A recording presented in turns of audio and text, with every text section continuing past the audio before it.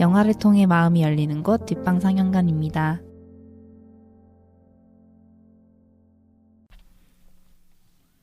영화가 끝나면 우리는 뒷방에 모여 대화를 시작합니다. 나와 당신의 영화는 우리의 대화를 통해 새롭게 살아납니다. 영화를 통해 마음이 열리는 곳 비밀스러운 뒷방으로 여러분을 초대합니다. 안녕하세요. 안녕하세요. 해피 뉴 이어. 새해 복 많이 받으세요. 새해 복 많이 받으세요. 저는 뒷방 상영관의 수카. 저는 배. 저는 온정입니다. 와. 2020년 새해가 밝았습니다. 2020. 와, amazing. 그래서 진짜. 저희가 2020년 첫 녹음을 지금 진행하고 있는데 그러네. 오. 굉장히 감회가 새롭네요. 이 영화가 우리의 2020년 첫 영화. 그러니까. 비범해. 맞아. 비범하다. 그래서 저는 신년을 맞아서 약간 인간 뚜비 느낌으로 오. 밝은 옷을 입어봤습니다. 근데 여러분들 어떻게 지내셨나요? 그 2019년의 마지막과 어제 1월 1일 뭐 특별한 일 하셨나요? 아니요. 저는 그냥 뒹굴뒹굴 됐어요. 다들 뭐 연말인데 바빴죠.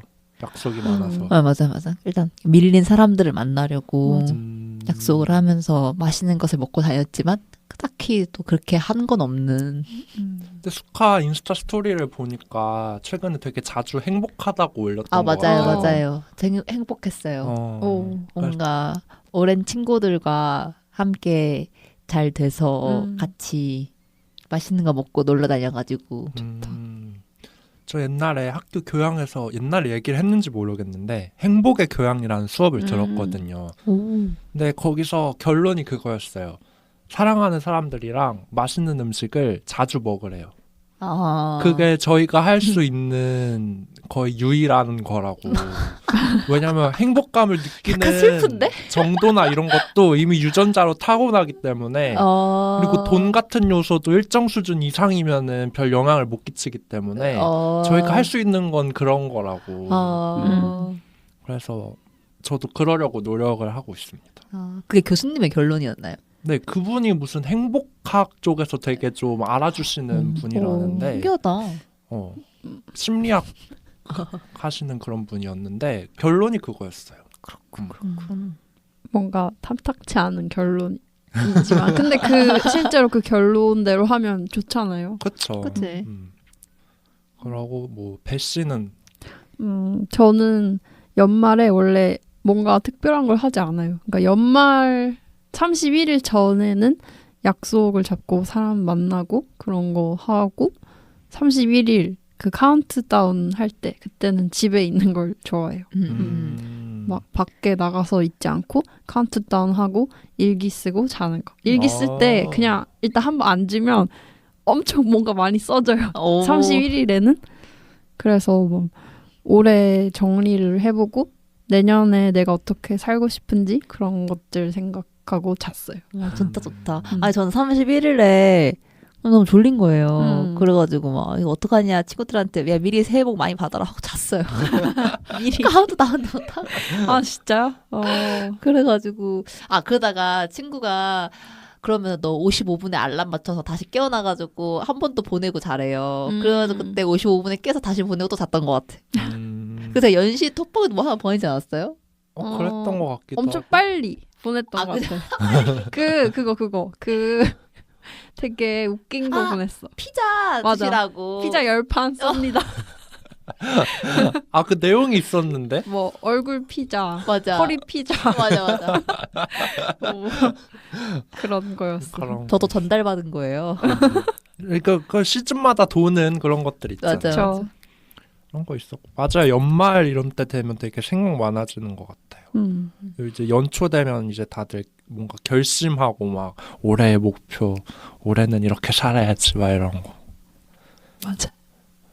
그래서 올해도 다들 잘 보내셨으면 좋겠네요. 온정 씨는 뭐 하셨어요? 저는요? 저는 친구랑 놀았는데 딱히 별건 한 건 아니고 그냥 그 제아의 종 그 TV에서 보는 그 올해는 펭수가 같이 그걸 올렸더라고요. 종 치는 거를. 그걸 보면서 그냥 와 새해다 이러고 하다가 혹시 불꽃놀이가 우리 있는 데서 보이지 않을까 하고 옥상에 올라가 봤는데 역시나 안 보여가지고 어쩔 수 없지 이러고 내려왔습니다. 딱히 별건 하진 않았네요. 하여튼 그랬고 그럼 이제 오늘 영화 이야기를 시작해 볼게요. 영화 이야기 앞서 홍보. 저희 가장 중요한 시간이죠. 뒷방상영관에서 인스타그램도 운영하고 있어요. 저희 아토믹씨가 열심히 게시물들을 만들어서 올려주고 있는데 인스타에 백_2_더_ 시네마를 치시거나 그냥 뒷방상영관만 검색해서 찾으실 수 있어요. 거기서 저희들의 영화 일정과 소개글 등을 확인하실 수 있습니다. 또한 청취자 여러분들의 목소리를 듣기 위해서 저희가 항상 열려 있어요. 저희에게 익명으로 사연을 남기거나 아니면 질문하고 싶거나 이 영화 해주세요 라고 부탁하고 싶은 게 있으면 에스크에 보내면 되는데요. 팟빵 공지사항과 인스타 프로필에 에스크 주소가 나와 있습니다. 그리고 저희가 올리는 에피소드마다 하고 싶은 얘기가 있으시면 팟빵 댓글에도 감상 남겨주실 수 있고 인스타 DM 창과 댓글도 열려 있으니까 많이 이용해주세요. 그리고 정말 길고 긴 편지를 보내주고 싶으시다면 네이버 메일을 이용할 수 있습니다. 인스타 아이디와 똑같고요. 네이버로만 보내주시면 됩니다. 네. 와. 네, 홍보 타임을 가져봤고요. 네, 이제 뒷방상영관 85번째. 85번째 영화는 이와이 슌지 감독의 스왈로우 테일 버터플라이입니다. 와. 이 영화 어떻게 하게 쪽쪽. 된 거죠? 이 영화 쪽쪽. 읍스. 웃긴다. 나 갑자기 끌어오르는 애정에 영화에 뽀뽀를 했는데 온정이 읍스라고. 약간 그거 같다. BMK가 높 한 것 같아. 제가 좋아하는 감탄사예요, 개인적으로. 여튼 이 영화는 일단 저한테는 항상 좀 숙제 같은 영화였어요. 아, 그랬구나. 언젠가는 꼭 봐야 되는데 맞아. 이 영화가 또 2시간 반이잖아요. 그래서 뭔가 오늘 내 체력이 될까? 막 맨날 막 이런 고민으로 미뤄뒀던 건데 이번엔 해야겠다 해서 꼭 볼 수 있어서 좋았고. 맞아. 다른 분들은요? 저는 그거 한다길래 제가 안 본 영화여가지고. 근데 그래서 왓챠에 들어가서 줄거리를 살짝 보니까 요거 내 취향인데 이래가지고 그냥 후다닥닥 한 거죠. 저도 항상 보고 싶었던 영화였어요. 근데 영화가 이렇게 긴지 몰랐는데 보려고 하니까 엄청 긴 거예요. 맞아. 또 막상 미드 3편을 보는 거랑 영화 긴 거 한 편 보는 걸 좀 다르잖아요. 그치. 근데 시간은 비슷하니까 일단 그렇게 생각하고 봤어요. 그래서 의외로 보는 게 별로 힘 안 드는 영화 맞아, 아니에요? 진짜. 체력 소모가 없는 영화. 하나도 안 힘들었어. 그치? 제가 최근에 아이리시맨을 봤었을 때는 되게 체력이 많이 들었단 말이에요. 그런 영화들 있지. 근데 이 영화는 그냥 보다가 끊어도 돼. 맞아. 보다가 잠깐 껐다가 어디 나가서 먹고 와서 다시 봐도 맞아. 되고. 맞아. 쉬고 와도 다시 보고 이래서 괜찮았고요. 일단 저희는 예전에 러브레터를 한 적이 있긴 했는데 일단 이와이 슌지 감독님 되게 유명하시죠? 그렇죠. 여러분들 어떤 영화 보셨나요? 저는 맨 처음 본 게 4월 이야기였고 근데 이걸 대학교 와서 교수님이 보여주셔가지고 함께 글쓰기 수업 시간에 같이 봤었어요. 근데 그냥 아무 감흥이 없었어요. 그때는 그냥 맑다. 그리고 뭔가 되게 그런 아슬아슬한 감정의 줄타기 그리고 막 그런 것들 느끼다가 나중에 이제 러브레터랑 그 다음에 릴리 슈슈를 보고 그랬었는데 사실 그다지 그렇게 제 마음을 울리는 영화는 없었어요. 이와이 슌지 감독님이. 그래서 물론 항상 했던 생각은 노래를 너무 잘 쓰신다 이 생각만 딱 하고 그냥 아무 생각이 없었는데 이 영화가 완전 저의 꽂힌 영화입니다. 배씨는요? 저는 사실 이와이 슌지 감독님의 필모그래피 중에서 블랙 이와이라고 불리는 영화들이랑 화이트 이와이라고 불리는 영화들이 있잖아요. 그게 그러니까 블랙은 좀 어두운 색의 그린 영화들이고 화이트 이와이는 좀 더 깨끗하고 좀 순수한 느낌의 그런 영화들을 나뉘어서 불리는데 저는 블랙 이와이 영화는 하나도 본 적이 없고 이게 처음이었어요. 이게 처음이었고 화이트 이와이 중에서는 러브레터랑 4월 이야기를 봤어요. 저는 제일 먼저 본 게 릴리슈슈의 모든 것이었어요. 쉽지 않네. 그렇죠. 근데 그 영화가 감독님 스스로도 제일 본인이 좋아하시는 영화라고. 진짜? 그 영화가 유작이 됐으면 좋겠다고 생각을 했대요. 하신 영화라고 하시길래 저는 러브레터보다 그걸 먼저 봤거든요. 그래서 약간 저는 다크 슌즈의 대표작이 저건가 보다 해서 그거 보고 그 다음으로 뭐 화이트 슌즈의 대표작은 러브레터라고 할 수 있잖아요. 그쵸. 러브레터 보고 그다음 저는 그걸 봤어요. 쏘아올린 불꽃 밑에서 볼까 옆에서 볼까. 그거 이하이 슌즈 감독님 거예요? 그게 원래 영화고 그니까 이게 원래 애니도 나왔잖아. 이게 원래 단편집 여러 개 중에 하나를 맞추셔서 한 건데 진짜? 이걸 이제 따로 떼서 재개봉을 했어요. 진짜? 그리고 또 애니메이션도 작년인가 재작년에 나왔었거든요. 맞아. 그래서 노래가 엄청 유명했잖아. 그 리메디오스의 팟도 하나비가 진짜? 너무 몰랐나? 아니야 그 영화 알지 않아요? 그것도 알고 또 Forever Friends 알아요? 몰라요. Hold me like a friend, 몰라. kiss me like a friend 막 이런 잘한다. 노래 있거든요. 그러니까 이 노래 이 노래만 들으면 막 학창 시절로 막 소환되는 그런 진짜 이상한 느낌의 노래 있거든요.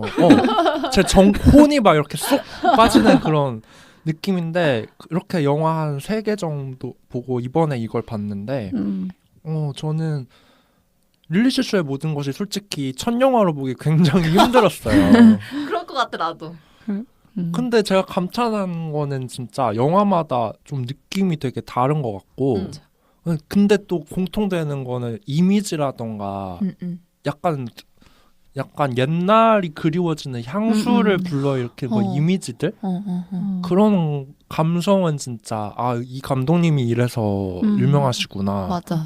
라는 생각을 했어요. 맞아. 뭔가 그런 어떤 감성에 적게 만드는 영상과 이미지와 노래에 되게 막 원류이신 것 같아. 발언이신 것 같아. 그래서 많은 감독분들이 그렇게 되게 참고를 하시고 좋은 감독이라고 얘기를 하시는 것 같아. 제가 인터뷰를 읽었는데 감독님이 기억을 다루는 것에 대해 관심이 많으시대요.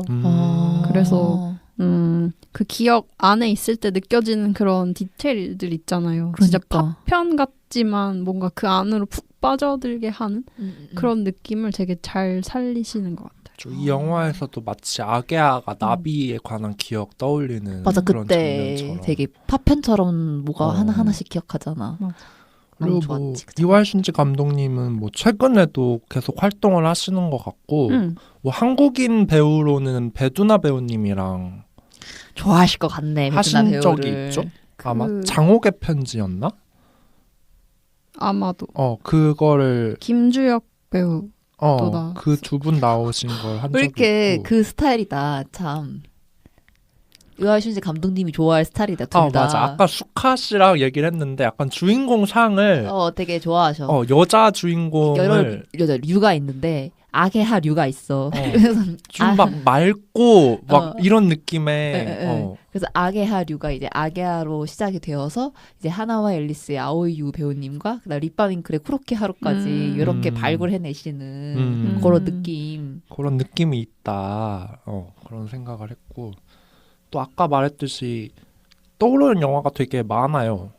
이 영화도 그렇고 뭐 다른 영화 러브레터 이런 것도 최근에 했던 뭐 저는 유니에게라던가 아사코도 되게 러브레터가 떠올랐거든요. 그 영화들 보면서도.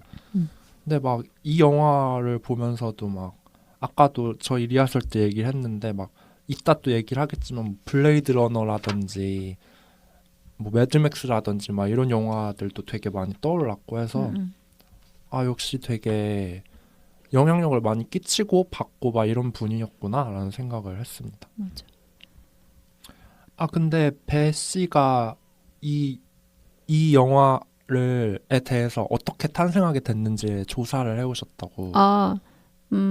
원래 이와이 슌지 감독님이 그 영화를 찍기 이전에 TV 쪽에서 많이 활동을 하셨대요. 뮤직비디오도 많이 찍으시고. 그 되게 조사하면서 놀랐던 좋아했던 거는 제가 옛날에 코난 애니메이션 진짜 좋아했었거든요. 근데 그 코난 노래 오프닝 엔딩 그 노래들을 부른 가수 중에 자드라는 지금 고인이 되신 일본 가수가 있어요. 근데 그분의 Goodbye My Loneliness라는 뮤비를 찍으셨대요. 그래서 되게 깜짝 놀랐잖아요. 지금 말한 게 갑자기- 명탐정 코난인가요? 네. 진짜 나 그거 아는 것 같아. 굿바이 마이 롤리네스. 대박. 추억 소환. 갑자기. 진짜 대박. 너무 그래서 이 영화를 조사하면서 되게 옛날에 좋아했던 것들로 돌아가는 그런 경험을 좋다. 많이 했었어요. 아무튼 이거는 트리비아고 이 영화 그러니까 스왈로우 테일 버터플라이가 세계관이 엄청 크잖아요. 근데 이전에 좀 다른 영화에서 이런 세계관을 내 고민을 하셨었대요. 그게 뭐냐면 프라이드 드래곤 PC라는 TV에서 나온 단편 드라마, 단편 영화 같은 거였는데 거기서의 세계관을 확장시킨 게 스왈로우 테일 버터플라이라고 하네요. 약간 그 프라이드 드래곤 PC가 되게 스릴러 범죄물인데 그걸 너무 보고 싶어요. 그거 근데 어디서 봐야 될지 정말 모르겠네요. 이 영화도 절판 된다고 그랬었나요? 근데 이 영화 되게 구하기 힘들어가지고 그런데 그래서 아까 찾아보니까 DVD를 살 수는 있는데 하여튼 되게 구하기 힘든 영화라고 합니다. 한국에서도. 저의 짧은 트리비아인데 저도 이 영화 찾으려고 DVD 방에 전화했다가 거기 주인 아주머니와 되게 시트콤을 찍었습니다. 뭐 몇 년도 영화라고? 이 아이 훈지? 막 이러면서 결국 포기했는데 아 너무 웃긴다. 고요 속의 외침. 진짜. 그래서 약간 찾기 힘든 그런 영화긴 한데 그랬고 또 이 영화 배우님들 중에 차라라는 분. 차라 배우가 너무 좋아요. 차라 배우 중학교 때인가 학창 시절에 별명이 차라차라였대요. 왜냐면 계속 차라차라 입에서 뭐 이렇게 중얼중얼 거린다고. 그래서 거기서 따와서 차라래요. 자기 가수 이름이. 그래서 원래는 가수신데 그래서 이 배우님이 원래 처음에 바이올렛 블루라는 싱글 앨범을 내고 이 노래를 들으면서 감독님이 그 스왈로우 테일 버터플라이의 초기 스크립트를 작성을 하셔서 그때부터 이 배우가 함께 하고 싶다 생각을 하셨다고 합니다. 그리고 감독님이 이제 이 스왈로우 테일 버터플라이 만드실 때 되게 꽂혀 있었던 게 그 미국의 코미디 TV쇼인데 버벌리 힐빌즈라는 그런 코미디 시트콤 쇼가 있었대요. 그거랑 그 다음에 원스 어폰 어 타임 인 아메리카라는 유명한 영화랑 대부 이런 영화들도 되게 너무 좋아하셔서 이런 느낌을 내고 싶다고 하셨는데 생각해보면 원스 어폰 어 타임 인 아메리카는 약간 반영이 된 것 같아요. 그러면 밑바닥 생활을 하는 새 청년의 수많은 사람들과 엮이면서 벌어나는 수많은 사건을 다룬 그런 일대 같은 느낌 있잖아요. 그러니까 여기도 그런 게 조금 반영이 된 것 같고 그래서 이런 거를 하고 싶었다고 합니다. 그리고 이제 그 차라 배우님께서는 영화는 2개 찍으셨는데 진짜 배우로 출연을 하는 성우 제외하고 그 둘 다 이와슌지 감독님이 감독을 하신 거고 피크닉이랑 아토믹 씨가 좋아하는 맞아요. 영화. 그거랑 이제 이 영화 스왈로우 테일 버터플라이 2개가 끝입니다. 맞아. 그리고 이 영화에 사실 나중에 할 얘기기도 한데 저희가 모두가 좋아하는 장면이 있잖아요. 그 트럭에 피아노를 넣고 트럭 달리면서 같이 막 웃는 장면. 아게하랑 차라 배우가 여기서는 구리코죠. 그 장면을 시나리오를 읽고서 너무 좋아서 이것 때문에 이 영화를 하고 싶었다고 하네요. 차라 배우님이. 그리고 이 영화를 보다 보면 되게 여러 언어가 나오잖아요. 네. 뭐 일본어, 중국어, 영어 막 이렇게 여러 언어가 나오는데 이게 배우님들한테 막 일일이 가르쳐 치셨다고 언어를. 맞아요. 그래서 여기 그 페이홍 역할로 나오시는 미카미 히로시 배우님도 사실 중국어를 하나도 할 줄 모르는데 이 영화를 찍기 위해서 배운 거래요. 근데 거의 대부분은 모든 사람들이 그랬고 근데 그거에 비해서는 되게 자연스럽게 나와서 정말 저희도 보면서 놀랐어요. 저도 보면서 되게 재밌었어요. 너무 재밌어요. 왜냐면 정말 원어민처럼 하는 것도 아니고 딱 그 사람들이 배웠을 법하게 해서 맞아. 너무 좋았어. 저 사람은 진짜. 저런 식으로 배워서 저렇게 맞아, 발음을 맞아. 할 것 같은. 맞아. 다른 나라에 이민해 와서 배운 거기 때문에 그렇게 딱 슬법하게 다 해가지고. 그리고 주인공인 아게하가 영화 내내 통역을 해주잖아요. 그치. 어렸을 때부터 자랐으니까. 뭐 일본어, 영어, 막 중국어 막 이렇게 하는데 이렇게 통역을 해주는 영화가 통역이 필요한 여러 문화권 사람들이 등장하는 영화 이런 것도 참 재밌는 것 같아요. 맞아. 그런 생각이 들기도 했고, 그러면은 이제 이 영화의 줄거리에 대해서 얘기해 볼까요? 이 영화는 일단 세계관을 알아야 해요. 영화가 시작할 때랑 끝에 아게하가 나레이션으로 옌타운이라는 가상의 시공간에 그쵸. 대해서 얘기를 하는데 옌타운이 어디냐면 도쿄예요. 도쿄인데 언젠지는 몰라요. 맞아. 언젠지 모르는데 아마 그때가 버블 경제 시기라서 이런 내용을 한 것 같아요. 근데 아무튼 버블 경제 그 시기는 아니고 가상의 시공간인데 옌이 엄청 값이 오른 거예요. 그래서 일본이 엄청난 부자 나라, 강력한 나라가 됐고 주변국의 사람들이 옌을 벌어서 일확천금을 하고 고향에 돌아가려고 옌타운에 모여들기 시작해요. 그래서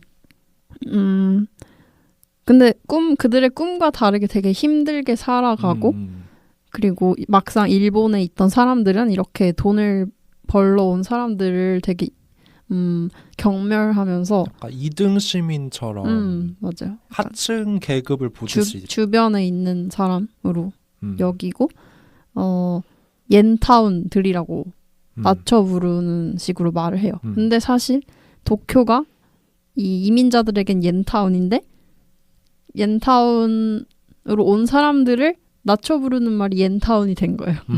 그래서 그 이야기들, 이민자들의 이야기를 담은 내용입니다. 맞아, 그래서 주요 인물로는 아게하, 주인공인 아게하가 있고 그리코가 있고 페이홍, 란 이 정도가 있는데 일단 이 인물들은 푸른 하늘이라는 아지트 같은 곳이 있어요. 뭐 일도 하고 뭐 주유도 하고 뭐 카센터 같기도 하고 약간 이런 허허 벌판에 지어진 그런 곳이 있는데 일단 아게하랑 그리코가 먼저 약간 자매인 듯 피는 안 섞였지만 자매 같은 이런 식으로 엮이게 되고 그리고 이미 그리코가 알고 있던 그런 푸른 하늘에서 살고 있는 페이용과 란이 엮여가지고 자기들끼리의 커뮤니티를 형성하게 되고 대한가족이 대한가족. 그렇죠. 거기에 또 어디서 왔는지 모르는 아이들도 있고 아로랑 니하토라는 흑인인 사람들도 있고 해서 이렇게 지내다가 어느 날 그리코가 여기서 매춘을 사람으로 나오는데 거기서 조직의 어떤 사람이랑 그 사람이 아게하에게 못된 짓을 하려고 해서 그걸 싸우다가 이제 그 사람을 죽이게 되고 알고 보니 뭐 그 사람이 뭐 돈을 위조 지폐를 만들 수 있는 테이프를 뱃속에 막 넣고 있었고 그거를 이들이 어떻게 알게 돼가지고 이들이 이제 위조 지폐를 만들어서 돈을 많이 벌게 되고 그걸로 인해 사건이 나타나고 이런 식으로의 솔직히 서사를 보면은 엄청난 개연성을 기대하거나 하시면 좀 실망을 하실 수도 있는데 저희는 그냥 판단을 내렸죠. 이 영화는 그런 걸로 볼 영화가 아니다. 라는 생각을 해서 여러분들도 만약 보신다면 그런 걸 좀 생각을 하시면 좋을 것 같고 줄거리가 너무 얘기를 하자면 길어서 이 정도로 정리를 해볼까요? 네. 그러면 이제 다시 보기 코너로 넘어갈 텐데 여러분들은 어떤 장면들이 좋았나요? 이게 근데 사실 장면을 딱딱 말하기보다는 그냥 생각나는 대로 해도 좋을 것 같아요. 이 영화 자체가 워낙 수카 씨도 말씀하셨듯이 뮤직비디오 맞아. 같은 그런 느낌이라 가지고 맞아. 근데 사실 진짜 좋아하는 장면이 너무 그런 이미지적으로 다 너무 좋아가지고 진짜 꼽기도 어려워요. 저는 그렇게 생각을 했어요. 너무 다 재밌고 배치도 재밌고 색감 쓰는 것도 너무 좋고 그래서 진짜 좋았어요. 전 아까 수카 씨가 이 영화가 뮤직비디오 같다고 생각하는 그런 연출들에 대해 말씀하신 게 좋았거든요. 아, 되게 정말 그 기억에 어떻게 표현할까에 대해서 많이 고민을 하셨다는 감독님이 그런 노력이 느껴지는 게 되게 핸드헬드 카메라로 직접 손으로 들고서 나 카메라를 든 사람, 내가 시선을 갖고 있는 사람의 눈동자를 방향을 따라서 왔다 갔다 움직이고 계속 카메라가 흔들리고 그래서 소리 들리는 쪽으로 고개 돌리는 것처럼 그런 식으로 그렇게 즉각적으로 반응이 일어나는 카메라의 움직임 때문에 내가 진짜 되게 어떻게 보면 손쉽게 인물의 시선을 따라갈 수 있게 해주고 더 재밌고 정말 내가 누군가의 기억을 따라가는 것 같은 족적을 쫓아가는 것 같은 그런 느낌이 들어서 너무 좋았어요. 진짜 잊지도 않은 향수를 불러일으킨 느낌을 들게 하는 카메라라고 할까나? 그리고 그런 게 되게 MTV 시절에 어떤 시그니처였잖아요. 그래서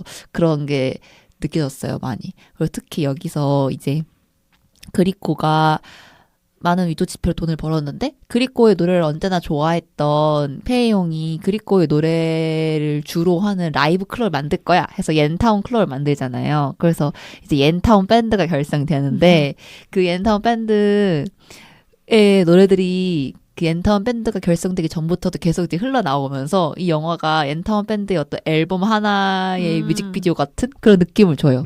처음부터 끝까지 계속 그리코의 목소리로 노래가 나오기 때문에 그래서 너무 좋았어. 그리고 그리코가 그 무대에서 노래를 부르는 장면도 되게 길게 보여주잖아요. 맞아. 다 노래를 완곡합니다. 그래서 놀랐어. 맞아. 보통 하이라이트 부분만 보여줄 텐데 맞아. 이 영화에서는 그냥 통째로 다 보여주니까 마이웨이라든지 이런 것들을 I did it my way. 그래서 되게 저도 재밌었고 그리고 또 아까 리허설 때 베스가 말씀해 주셨는데 클로즈업도 되게 많잖아요. 맞아요. 영화 일단 그 옌타운 클럽에서 옌타운 클럽이 생기고 나서 글리코가 노래를 부를 때 그 노래를 듣고 있는 사람들의 얼굴을 엄청 많이 클로즈업을 해요. 그러니까 이 영화가 세계관이 정말 되게 크다 보니까 인물도 많은데 그런 것과 더불어서 그 안에 살고 있는 여러 명의 사람들이 있잖아요. 주인공으로 다뤄지지 않은 사람들, 그런 사람들의 얼굴을 하나하나 보여주는 장면이 되게 인상적이었던 게 뭔가 그 사람들도 그 세계를 구성하고 있는 사람들이잖아요. 그러니까 그걸 빼놓지 않는 거죠. 좋다. 저도 클로즈업 하니까 아편굴 갔을 때 맞아. 그 사람들이 어떻게 살고 있고 어떤 표정을 짓는지를 딱 보여주는데 그것만 봐도 알 것 같았어. 맞아. 그리고 저는 그 사람들의 얼굴을 보여주는 게 기억을 이루는데 정말 중요한 역할을 한다고 생각해요. 그러니까 우리도 길 가면서 얼굴 그냥 보게 되잖아요. 얼굴들을 그냥 마주치게 되는데 근데 그게 영화처럼 머릿속에 그냥 별 의미는 없지만 일단 저장이 되기도 하고 근데 그런 것들이 모여서 어떤 순간의 기억을 만드는 것 같아요. 그래서 그런 식으로 장면을 구성한 게 되게 대단하다는 생각을 맞아. 지금 봤는데 그 옌타운 밴드가 앨범이 2015년에 리마스터돼서 나왔거든요. 근데 앨범 제목이 몽타주네요. 헐. 그러니까 되게 그런 몽타주도 되게 어떤 사진 하나하나 다 조각내가지고 이어붙여서 편집하는 그런 느낌이니까 되게 이것도 기억이 어떻게 편집되고 있는지를 다 보여주는 것 같은 노래 부르는 사람뿐만 아니라 같이 클럽에 있던 분위기도 다 같이 보여주고 그리고 또 이 영화에서 특히 아게아가 그 마약을 맞아가지고 병원에 실려갔을 때 그 병원 의사를 보여줄 때 막 형형색색으로 뭔가 악몽같이 이렇게 맞아. 연출한 부분이라던가 그 목소리도 되게 울리듯이 막 에코 넣어서 막 이런 연출이라던가 아니면 아게아가 이제 나비 문신 스왈로우텔 버터플라이 받을 때 그 의사가 막 뭐 나비에 대한 기억을 떠올려봐라고 했을 때 그 자기 어렸을 때 나비를 쫓던 기억을 회상하는,데 그때 그 카메라 흔들림이라던가 색상도 완전 반전된 막 그 색상에 막 초록색, 보라색, 노란 막 이런 색깔에다가 막 카메라도 약간 막 느리게 되고 막 뭔가 삐뚤고 막 이런 것들이 정말 기억의 단편을 보는 그런 느낌? 맞아. 그리고 그 장면이 되게 신기했던 거는 아게하가 그 장면을 의사한테 말을 하잖아요. 맞아. 소녀가 나비를 보고 있어요 하는데 나중에 하는 말이 그러면 그 꿈에서 네가 소녀였는지 나비였는지 맞아. 기억하느냐고 물어보잖아요. 근데 그 실제로 그 장면이 나올 때 나비의 관점에서의 모습이랑 소녀의 관점에서 나비를 바라보는 모습이 둘 다 번갈아서 맞아. 나오잖아요. 응, 맞아. 그래서 그런 걸 보고도 참 이 영화가 뭔가 기억을 소환하는 듯한 이런 느낌이 든다 이런 생각도 했고 맞아. 다음 또 아까 얘기했던 장면도 얘기해 볼까요? 그 피아노. 거기 너무 좋아요. 거기 배가 뭐라 부른다고 했죠? 그 시퀀스를. 아오소라 시퀀스, 푸른 하늘 시퀀스. 그 너무 좋은데 그게 아마 이 영화가 개봉이 하고 나서 엔타운 클럽의 앨범으로 나온 노래 중에 그 장면에 삽입되었던 아이노 우타 사랑의 노래라는 이 노래가 오리콘 차트 1위를 하면서 엄청 인기를 끌었었다고 해요. 그래서 이제 그 그리코의 목소리로 그게 흘러나오면서 그 푸른 하늘 팸 사람들이 어떻게 사나 그런 걸 보여주는데 이때 쓰레기장 뒤지기 이거 하고 그다음에 그 같이 있던 아이들과 아기야가 함께 가서 세차 강제 세차를 시키고 세차비 만엔입니다. 완전 날강도 그렇게 시키고 그러다가 만약에 버리려고 한 피아노를 발견해서 그걸 트럭에 싣고서 달리면서 그리코와 함께 웃음을 주고받는 그런 모습에서 그러니까 뭔가 그런 거 있잖아요. 그 외롭고 다 각자 떨어져 소외되어 있던 사람들이 대한가족 찾아서 유대를 쌓는 그런 장면에서 오는 어쩔 수 없는 마음 따뜻해지는 울림을 제가 거부할 수 없는 것 같아요. 너무 나의 취향이야. 그래서 맞아. 영화에서 이런 장면 나오면은 항상 마음이 동하고 맞아. 너무 좋고 되게 이상적인 그런 거지. 그리고 만드는 이미지가 너무 꿈 같잖아요. 어떻게 쓰레기장에서 그렇게 그러니까. 온전한 피아노를 찾아서 그러니까 그걸 또 트럭에 실어서 달려. 그리고 하늘이 열려 있어. 또 하필 그때 석양이죠. 맞아. 그리고 막 트럭 뒤에서 연주하면서 막 웃으면서 노래하면서 막 막 피아노 기대서 웃고 맞아. 그런 것들. 너무 좋았어. 맞아. 노래도 너무 좋지 않아요? 그 정말 이 그리고 배우분 목소리가 너무 잘 어울리는 것 같아. 그리고 저는 개인적으로 이 장면이 영화 속에서 제일 이들이 행복해 보였어요. 그치. 뭐 이 앞뒤를 통틀어서도 이 시절에 이들이 제일 행복해 보여서 그치. 더 아련해지고 막 맞아. 그런 생각을 했었네요. 맞아. 너무 좋았어. 그렇게 해서 옌타운 클럽에 갔건만 거기서 아기야가 결국에는 성공을 했잖아요. 그리코가 옌타운 클럽으로. 그래서 근데 하지만 페이용은 함께 있어주지 못하고 감옥에 가게 되는데 그 불법 이민 걸려가지고 거기서 감옥을 찾아가가지고 품절됐 때 이걸 뭐라고 하지? 말하면서 그 장면도 너무 좋았어요. 맞아요. 그리코의 앨범이 품절이 돼서 그때 페이용이 진심으로 기뻐해 주잖아요. 그리코가 이제 비록 이제는 좀 악덕으로 보이는 소속사로 가가지고 어떻게 보면 페이용과 아게야한테서 되게 멀어진 거잖아요.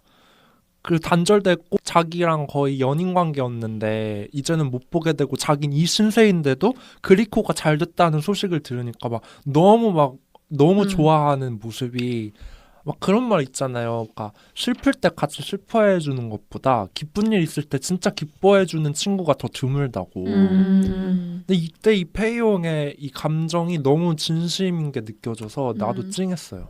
맞아. 그리고 이때 아게아가 원래 중국어를 못했었는데 맞아. 페이용한테 이 소식을 전해줄 때는 잘 못하는 중국어를 꾸역꾸역 해가면서 얘기를 하잖아요. 맞아. 그게 되게 좋았어요. 언어를 교환하는 게.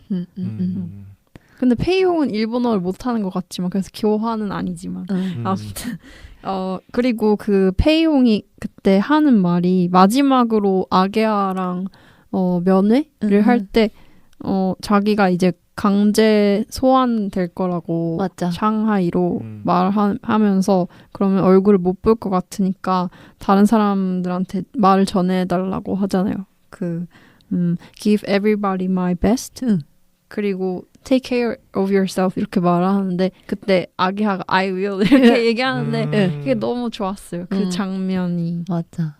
그리고 저는 이 여기에 더불어가지고 근데 되게 어이없이 이런 불법 이민자들이 너무 많다 보니까 어이없이 풀려나잖아요. 맞아. 또 폐용이. 근데 거기서 막 뭐가 뭔지 모르겠는데 어. 너무 신나서 달리는데 그거 너무 좋아. 와, 이 장면이 맞아. 그 단세포잖아요, 완전. 그거 너무 근데 진짜 그게 행복한 길이야. 그래서 그렇게 사는 거기다가 게. 폐용의 시그니처 있잖아요. 그 안에 옷 안 입고 자켓만 입는 거. 막 후드 집업 같은 것만 맨날 걸치고 자켓도 막 아니구나. 그런 것만 걸치고 막 이렇게 뛰면서 막 너무 신나하는데 맞아. 뭐 나도 막 해방된 느낌? 맞아. 그런 기분이 들었어. 그리고 그 장면에서 뛰어가다가 횡단보도에서 뒤돌아보는 장면 있잖아요. 근데 그 장면이 2번 나오잖아요. 영화에서. 맞아. 근데 처음에는 그 뒤돌아본 이유에 대해서 설명을 해주지 않다가 나중에 페이용이 죽었을 때 죽기 전에 마지막 꿈. 그 꿈에서 무엇을 보았는지 보여주는데 그게 사실 그리코가 가수로 성공했잖아요. 샹하이 베이비로. 그게 그 간판이 어딘가에 실려 올라가는 맞아. 그 모습을 본 거예요. 맞아. 근데 그때 엄청 페이용이 글리코가 노래하는 거에 대해서 자기가 꿈을 꿔본 적은 없지만 이미 꿈을 이룬 것 같은 기분이 들어라고 말을 했는데 그런 마음을 보여주는 것 같았어요. 그 뒤돌아봤을 맞아. 때. 그걸 근데 그게 마지막 꿈에서는 옌타운 클럽 그런 광고판으로 변하지 않나요? 아니 그냥 나비 그림 그려진 게 올라가는데. 그래가지고 죽기 전까지 마이웨이를 부르면서 죽었다고 하잖아요. 맞아요. 폐용이. 맞아. 진짜 그 시절 옌타운 클럽 시절을 굉장히 좋아했구나. 그렇죠. 그 사실 이게 마이웨이라는 노래가 맨 처음 나온 게 그 어떤 야쿠자라고 해야 되나? 조폭을 죽이면서 처음 나온 노래잖아요. 카세트 테이프. 그 뱃속에 있던 어. 위조 지폐 정보가 있는 맞아. 카세트 테이프. 거기서부터 약간 이 영화의 어떤 그런 하위 문화적인 성격이 나오는 것 같아. B급 성격이. 왜냐면 사실 그게 프랭크 시나트라의 엄청 유명한 노래잖아요. 근데 그거를 되게 그렇게 약간 어떻게 보면은 더러운 장면에 살인하고 나와서 그런 장면에 쓰고 심지어 그걸 이제 락밴드로 한 번 더 편곡을 해서 또 쓰고 이런 게 계속해서 약간 어떻게 재생산되는지 그런 걸 보여주는 것 자체가 되게 그런 영화답다 생각을 그리고 했어요. 영화 그 노래 가사도 영화 메시지랑 되게 엮었겠죠. 이들이 각자 뭐 어떤 길을 걸어가고 어떤 선택을 했고 막 이런 것과 맞물려서. 그리고 애초에 시작 그 마이웨이라는 노래가 처음 뭔가 떠오른 거는 어떤 누군가가 삼킨 뱃속에서 꺼낸 거잖아요. 그게 너무 맞아. 소름 돋지 않아요? 그러니까 그러니까 누가 이미 소화된 거를 이미 소화된 거를 다시 꺼냈다는. 굳이 다 꺼낸 거. 그게 뭔가 문화가 어떻게 그게 형성이 되는지를 보여주는 것 같아서 이 영화 자체가 전체적으로 약간 되게 그런 90년대 말 젊은이들의 힙한 감성을 담은 그런 게 있잖아요. 진짜 만화 캐릭터들이 맞아. 다 너무 특징이 뚜렷하고 맞아. 어디선가 볼 것 같은 그러니까 만화 캐릭터 속에서 본 것 같은 맞아. 인물들이 나오는데 너무 캐릭터의 성격이 확실하니까. 뭐 란도 막 갑자기 알고 보니 킬러였고 란과 샌메이 너무 좋아. 조합. 이름이 여자 샌메이 킬러. 그 사람이 엄청 유명한 맞아요. 야마구치 토모코 맞아요. 배우잖아요. 롱베케이션 나온 배우. 맞아. 마와레.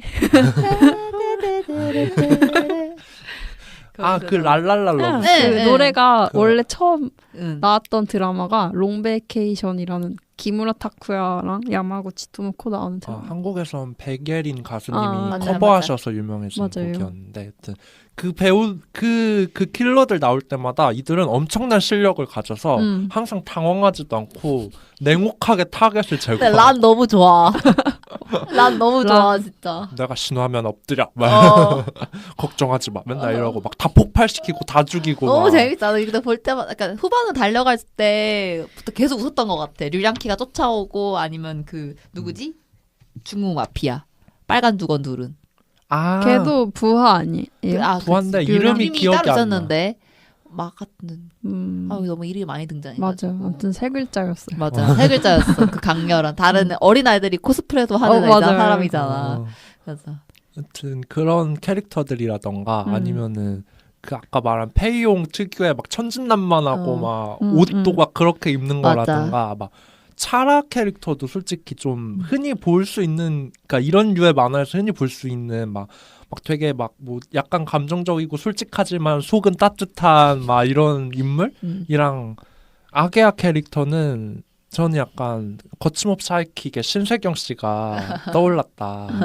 왜죠? 외적으로 약간 닮았어. 참고를 한 것 같아. 외적으로도 닮았고 분위기도 약간 막 말을 많이 하진 않지만 막 속으로는 막 생각이 있고 막 주변 사람들을 챙기고 막 약간 이런 거에서 막 이런 생각이 떠올라가지고 아까 B급 영화 말씀하셔서 생각나는 것들인데, 그러니까 B급 영화 특징이 그냥 여기저기서 다 가져오고 막 보고 싶은 거 다 보여주고 막 약간 맞아. 이런 느낌이잖아요. 사실 그 페이홍이라는 이름도 걔가 중국에서 왔잖아요. 황비용을 떠오르는. 그러니까 항상 다 그게 약간 정말 한번 씹다 뱉은 것들이에요. 다 영화에 나오는 게. 맞아. 그리고 그 조폭 두목인 그 유민왕인 맞아. 류량키.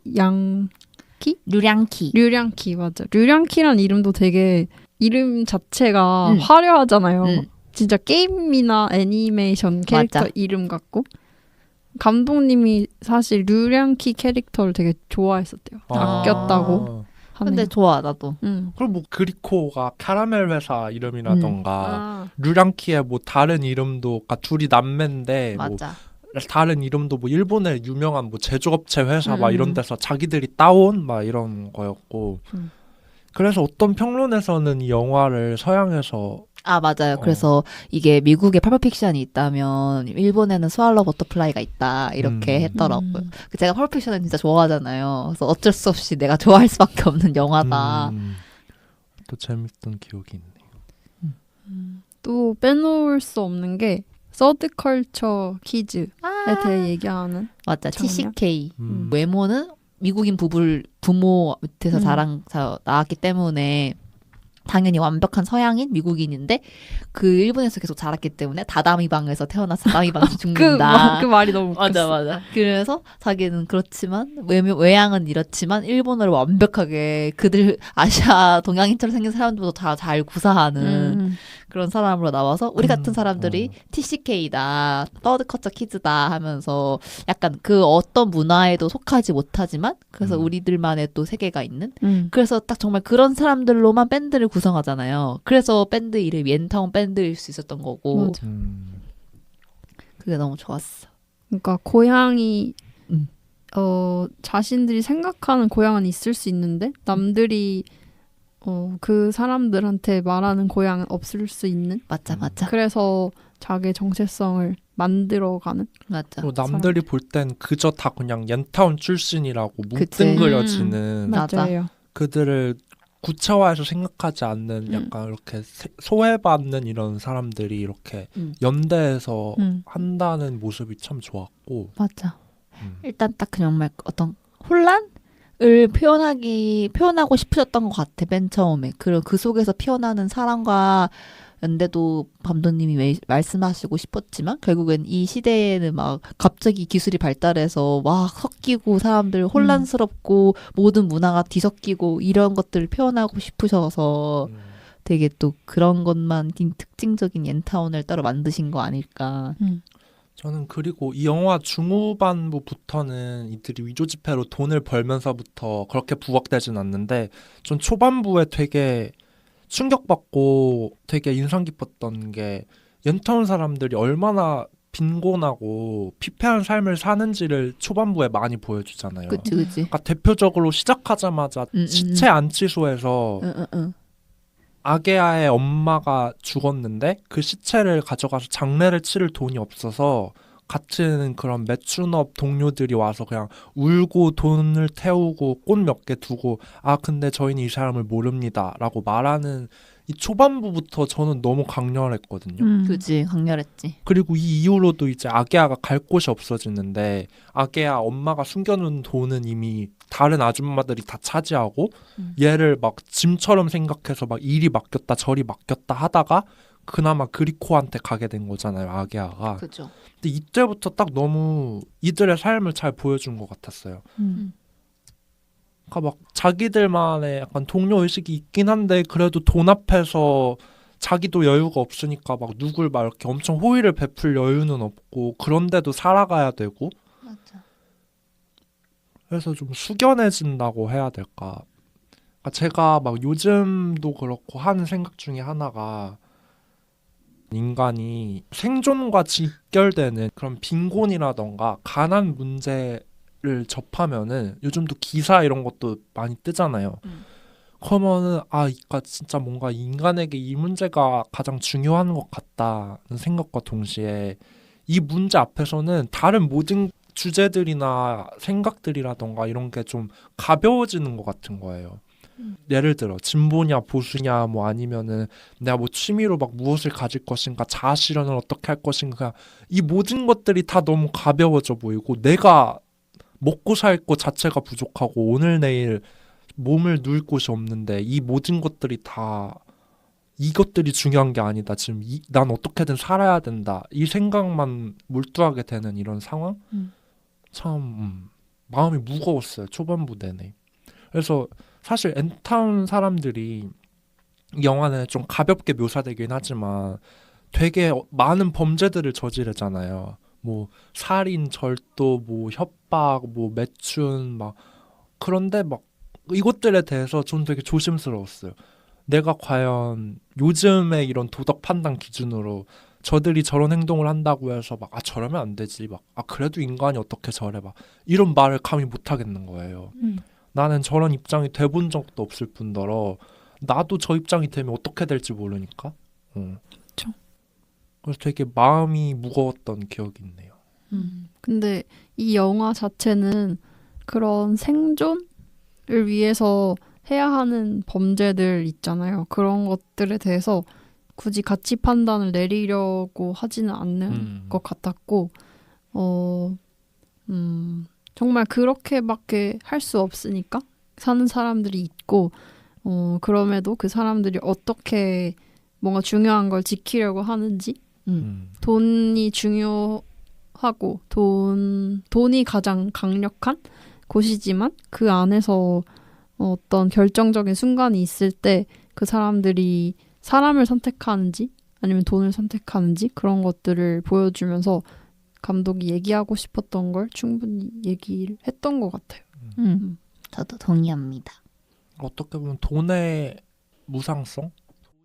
물론 생존에 이렇게 중요한 거지만 그것만을 쫓다가는 중요한 걸 잊게 된다. 는 메시지를 전하고 싶어 했던 것 같고 왜냐면 이 영화의 메인 서사도 그 돈을 어떻게 이들이 많이 가지게 됐지만 각자 고난을 겪고 다시 돌아온 옌타운으로 회귀하는 이런 서사하고 그다음 가장 중요한 장면 중 하나인 페이용의 장례식 장면에서 아예 돈을 태우는 장면이 직접적으로 나오잖아요. 맞아. 그쵸. 그리고 되게 신기했던 게 도시를 처음 보여주잖아요. 도쿄 나레이션 할 때 세계관 설명을 하면서 그때는 도쿄를 이렇게 아래로 내려다보는데 맞아. 위에서 근데 그 푸른 하늘이 있는 곳 그 아오소라라는 곳에서는 하늘을 올려다보는 장면을 많이 찍어요. 그리고 돈을 페이용의 장례식 장면에서도 돈을 태울 때 돈을 이렇게 하늘에 뿌리고 그걸 밑에서 올려다보면서 하늘을 같이 바라보는 장면을 찍더라고요. 그래서 그 대비를 통해서 뭐랄까 높낮이를 높낮이? 뭔가 어떤 근데 무슨 말을 하려는지 알겠어. 위에서 바라본 것과 밑에서 바라본 세상을 뭔가 얘네 천국이 아니라 여기서 천국 얘기도 많이 하는데 사람들의 천국? 얘를 바라보는 게 아니라 하늘을 바라보는 그런 사람들의 이야기를. 그 비에 대해서 아게아랑 페이용이 대화한 게 있었잖아요. 네. 맞아. 죽으면 하늘로 올라가는데 그 천국에 닿기 전에 비가 되어서 내려서 천국에 닿지 못하는 거다. 그럼 사람들이 마지막으로 가는 곳이 천국일 텐데 옌타운이 천국 아닌가? 하는 부분. 근데 아직 아게하는 어려서 무슨 말인지 못 알아듣고 막 그땐 애벌레가 그려진 상태였죠. 그치. 그리고 또 저는 그것도 얘기하고 싶은 게 아게하가 나중에는 이제 그리코가 자기 가슴에 나비를 그린 것처럼 자기도 문신을 하러 가서 나비를 그리고 이제 그 나비가 스왈로우테일 버터플라이 제비 꼬리 같은 날개를 가진 나비여서 그걸 하고 와서 약간 이 인물이 성장했음을 보여주는 듯한 약간 그런 모습을 보여주잖아요. 그래서 저는 여러분들이 이 성장에 대해서 어떻게 아게아가 성장했다고 할 수 있는가, 뭐 어떤 면에서 성장한 건가에 대해서 얘기를 나누고 싶었어요. 문신사 의사 아저씨께서 맨 처음에 설명을 하잖아요. 문신을 한다는 거는 너의 성격이 바뀌는 일일 수도 있다. 그러니까 내가 어떻게 살고자 결심을 하고서 그걸 새기는 거잖아요. 그러니까 아게하도 나비처럼 살고 싶어서 사실 거기서 자기가 어떻게 돈을 가지고 할 수 있는 게 없으니까 아게하에게 가장 최우선의 가치는 함께 가족들과 함께 있는 것과 자유인 거예요. 자기가 마음대로 할 수 있는, 마이 웨이로 할 수 있는.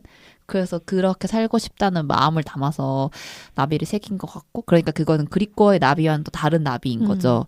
그래서 아게아가 어떻게 성장을 했냐고 본다면 결국엔 다시 엔타운으로 돌아왔지만 또 위조 지폐를 번 돈을 다 버리고 태우고, 근데 아직 오히려 그렇게 했기 때문에 그 길을 다시 돌아왔기 때문에 다음에 아게아가 내릴 선택은 예전과는 같지 않겠죠. 그러니까 그런 면에서 있어서는 어떻게 보면 성장을 한 거다.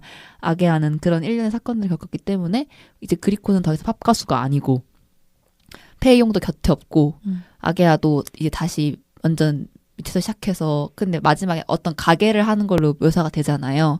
그렇게 됐기 때문에 그 이후로 아게아가 내릴 선택은 조금 다르지 않을까, 더 현명하지 않을까, 더 자기가 소중하게 여기는 것들을 지키기 위한 선택을 하지 않을까라고 우리가 생각하게 하는 그런 결말이었던 것 같아요. 메리 배드 엔딩 이라는 표현을 하셨었죠. 그러니까 막 전복을 시킨다기보다는 그 인물들이 그걸 하기엔 너무 이 상황이 너무 막막하고 어떻게 할 수 없으니까 그냥 그래도 우리끼리의 보금자리라도 만들어 보겠다라는.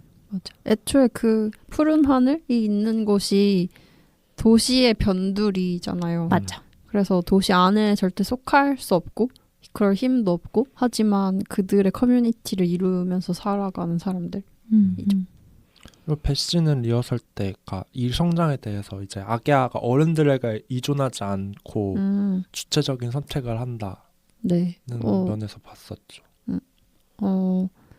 아게아가 원래는 막 이리저리 어른들한테 팔리고 되게 어린아이라는 이유로 그리고 엄마가 죽었다는 이유로 갑자기 그 매춘하는 소굴? 그런데 팔리잖아요.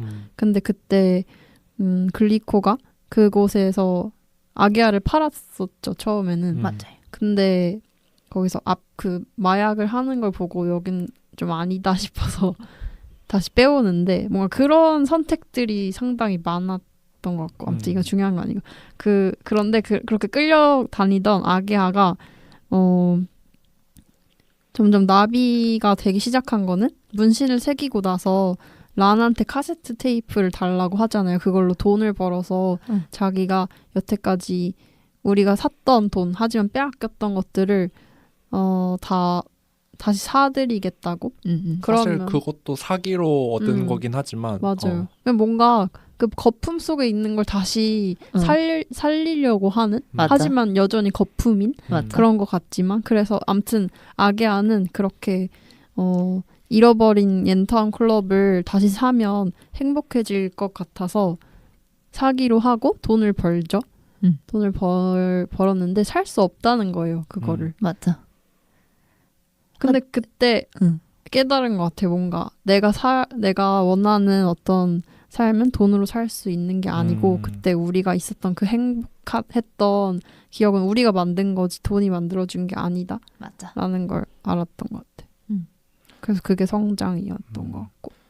근데 저는 개인적으로 아쉬운 건 뭐였냐면 아게아가 성장했다는 서사를 보여주고 싶은 것 같긴 한데 그래서 아게아가 과연 뭘 했냐가 주변 사람들에게 어떤 영향을 끼치거나 라는 걸 보면 잘 모르겠을 뿐더러 추가로 그 돈으로 다시 자기가 이제 어떻게 생긴 부하들을 부려서 다시 돈을 갖고 사채업자한테 갔을 때도 사채업자가 처음에 얘를 죽이려 하잖아요. 맞아. 아기야를. 그러다가 그냥 갑자기 그냥 마음을 고쳐먹고 그걸 포기하는데 그러니까 이런 중요한 선택 순간조차 뭔가 어른의 알 수 없는 호의로 다시 또 목숨을 살려진 그런 느낌을 받아서 그래도 마지막까지 그 나비가 된 순간조차도 좀 어른들의 선택에 의해 좀 좌지우지 되는 게 아닌가?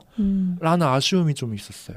나는 오히려 그 장면이 너무 좋았는데? 그렇게 살려주는 장면이. 왜냐면 이 영화 자체가 그런 말도 안 되는 우연적인 호의들이 호의적인 선택으로 이루어진 영화라고 생각을 했어요. 맞아요. 저는 맨 처음에 그리코가 아게아를 데리고 오는 것도 갑자기 어디선가 안 되겠다는 생각이 들어서 데려온 거잖아요. 설명할 수는 없는데 뭔가 희망적이고 어쨌든 내가 이 사람을 위하는 어떤 그런 그러니까 선택. 인간이 뭔가 본능적으로 가지고 있다는 그런 뭐 연민 막 이런 따뜻함 이런. 그냥 그런 게 인과 없이 설명되는 게 저는 그때가 가장 희망적이라고 생각을 하거든요. 그래서 이걸 비슷한 영화가 또 있었는데 제가 진짜 좋아하는 영화라서 몇 번 얘기했던 건데 갑자기 또 얘기하니까 생각은 안 나네.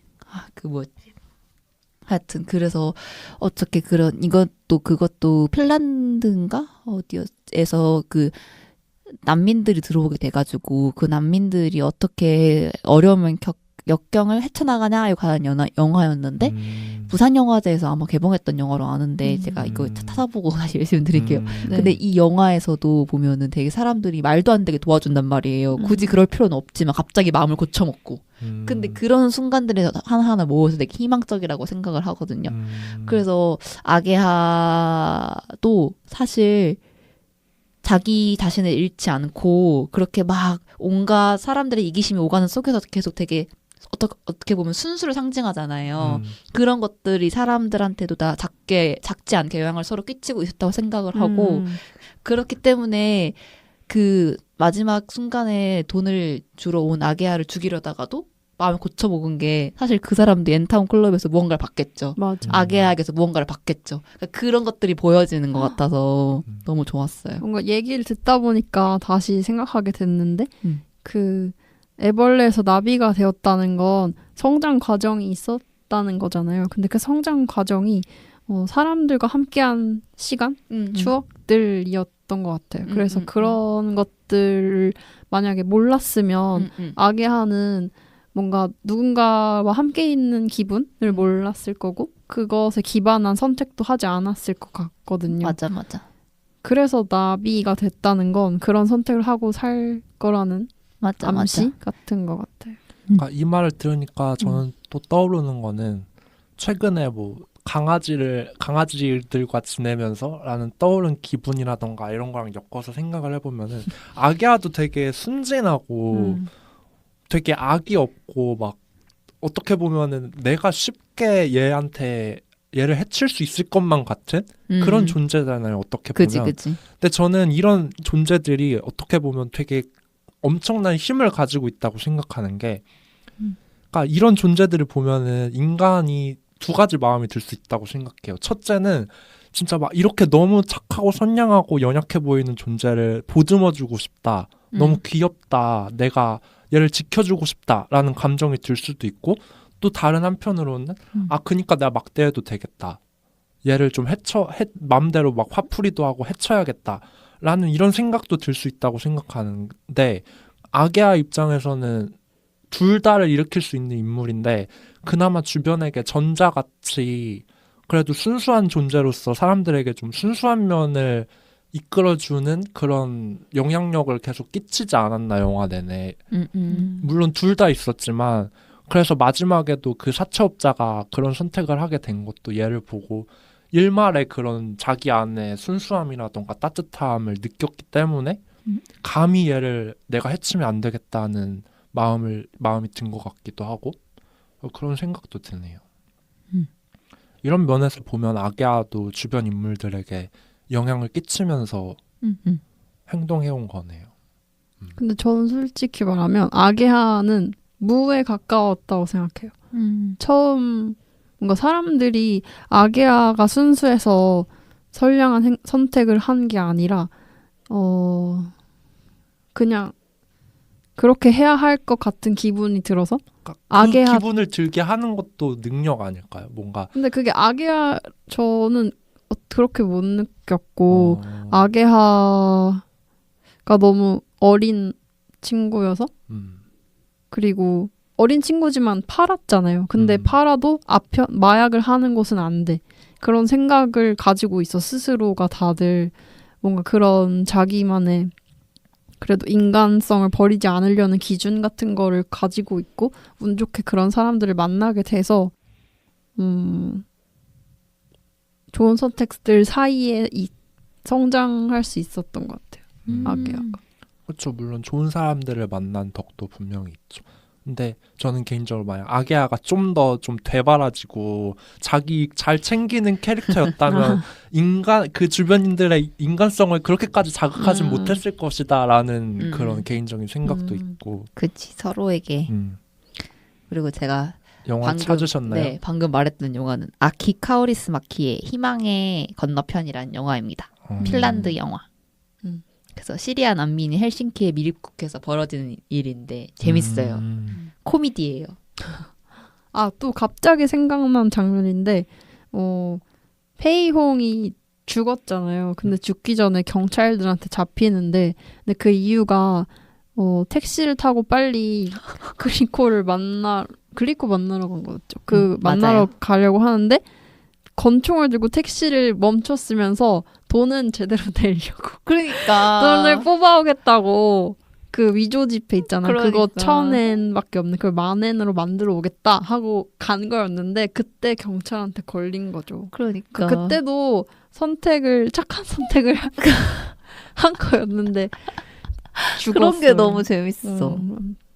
그런 걸 그러니까 이게 그게 좋아. 우픈 개그 요소로 쓰는데, 그러니까 그 자리에도 자기가 빚을 너무 많이 져서 자기 목숨을 담보로 내놓아야 되는 그 사람 진짜 그런 웃겼어. 일본인 있잖아요. 근데 그리고서 계속 너가 팔린 거야. 네가 지금 네 목숨값으로 이 클럽이 운영되는 거야. 이런 얘기 이 해주는데. 클럽 망하면 넌 죽어. 막. 맞아. 근데 옆에서 헤헤헤 웃는데 키미도 하나시나네? 이러면서 네 이야기야. 근데 계속 그 순간조차도 약간 이 사람 때문에 휩쓸려서 그렇게 된 것도 있잖아요. 맞아. 그 사람이 돈이 없다고 뭐머니 이래가지고. 근데 이 사람은 끝까지 살아남은 것도 웃기고 맞아. 이 목숨 감당한 사람이 끝까지 살아남고 페이용이 죽은 것도 되게 웃었고. 맞아. 그리고 저는 아까 그 이민자들 얘기 나와서 말인데, 그러니까 이 영화에서 옌타운 사람들이 어떻게 보면 좀 하위계층, 이등 시민 이런 느낌인데, 그 학교 교양 수업 중에 미국 학특강 해서 SF 수업 들은 적이 있는데 여러분들도 들었다고 하시네요. 네. 물론 같이 커리큘럼은 들었어요. 달랐겠지만. 배랑 같이 들었어요. 저는. 근데 저는 그때 블레이드 러너가 비판받는 지점 중에 하나가 그거라고 배웠는데, 그 블레이드 러너에도 되게 막 하층민들 이런 사람들이 나오는데 그걸 다 동양인 계층의 맞아. 서양인이 아닌 이런 사람들로 묘사돼서 비판을 받았다고 하는데, 이 영화에서도 솔직히 옌타운 구성원들이 주로 뭐 일본인, 중국인, 이민자들, 흑인들인데, 저는 동양인 감독이 이렇게 구성한 거랑 서양인 감독이 이렇게 구성한 거는 좀 느낌이 다르다고 생각해서 이게 흥미로웠어요. 저는 어떻게 생각을 했냐면 사실 블레이드 러너는 비판을 받은 지점이 굉장히 오리엔탈리즘적인 측면에서 영화를 만들었기 때문인데, 그 설정이 그거잖아요. 이미 잘 사는 선진국의 사람들은 다 돈을 모아서 외계 세계로 떠났고 지구에 남아있는 사람들은 보면은 서양인들이라도 장애가 있거나 몸에 아니면 동양인들이 여기 미국에 이민이 와서 살고 있는데 그때 돈을 많이 충분히 벌지 못하고 성공하지 못해서, 그리고 여자들도 많이 남아있어요. 왜냐면 여자들도 돈을 많이 벌지 못해서 지구 밖으로 떠나지 못했기 때문에. 그러니까 어떻게 보면은 그때 그 시절 미국에 생각하기엔 자기들이 하층민이었고, 그리고 그때 그들이 바라보는 동양은 되게 일본적인 이미지와 오리엔탈리즘적인 이미지에 더해져서 그게 어떻게 보면 에일리언적이라고 느껴진 거예요. 우리와는 다르다는 이미지로. 그래서 그렇게 외계인을 표현하기 위해서 아시아인을 썼던 것들이 미국의 유구한 인종차별이기도 했고, 그런 것들이 다 총체적으로 반영이 되어 있어서 그런 비판적인 측면을 저는 피할 수 없었다고 보거든요. 그건 그렇게 비판을 당한 건 당연한 거고 어떻게 보면은 되게 염세적인 측면에서는 납득도 가능한 설정이지만 그건 우리가 계속 좀 지적해 나가야 하는 부분이라고 생각을 하고 이 영화에서 그렇게 표현이 된 거는 약간 정말 이 감독님이 어떤 완전한 혼란을 표현하고 싶으셔서 그렇게 된 것 같아요. 그래서 물론 백인들이지만 완전 일본에 동화된 그런 백인도 나오고 애초에 설정 자체가 대체 역사라서 일본이 최대 강국이 되었다라는 설정이잖아요. 그런 것도 보면은 되게 되게 일본적이다 어떤 것 그런 느낌을 받았고. 그래서 그런 구성원들가 영화 속에서 이런 못 사는 빈민층의 구성원을 어떤 사람들로 구성하느냐 막 이런 걸 살펴봐도 재미있는 것 같아요. 맞아. 저는 약간 이렇게 생각했어요. 어디에도 속하지 못하고 경계에 있는 사람들을 다 데려와서 한데 묶은 것 같았다. 근데 그 경계에 있는 사람들을 이제 감독이 누구로 보느냐가 드러나는 거잖아요. 뭐 예를 들어 뭐 요즘 만드는 영화라면 뭐 성소수자라든지 아니 뭐 이런 캐릭터들이 더 많이 나올 것 같긴 하는데 뭐 이 당시에는 아 이런 사람들이 좀 주변인으로 보였구나 약간 이런 거. 그리고 혹시 뭐 더 기억나는 장면들 있나요? 저는 거기도 너무 재밌었어요. 추격전. 기자와 그리코가 함께 그 차를 타고 가는데 갑자기 이제 총격전이 벌어지잖아요. 그 테이프 내놓으라고. 예. 그 홍건적 걔도 어떻게 보면 홍건적인데 그렇게 상징을 하는 것 같은 내 생각에 빨간 두건을 쓰고 있어서 그리고 되게 닌자처럼 얼굴을 칠한 그 사람 걔도 너무 웃겼어요. 그래서 걔가 총을 딱 들이대고서 차가 두 개 만나잖아요. 그랬을 때 그 장면 너무 긴박감 넘치고 되게 만화 같고 재밌었거든요. 저는 엄청 그래서 거기서 너무 좋았어요.